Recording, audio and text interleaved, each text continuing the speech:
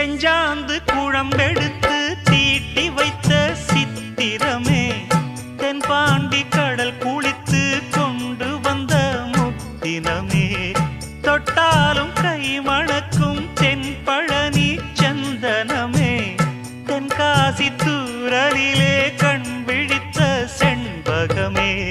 பெண்ணாக பிறந்த பல்லாக்கு நீயோ ஈரேழு உலகில் ஈடாக யாரோ நெஞ்சோடு கூடு கட்டி கூவும் குயிலோ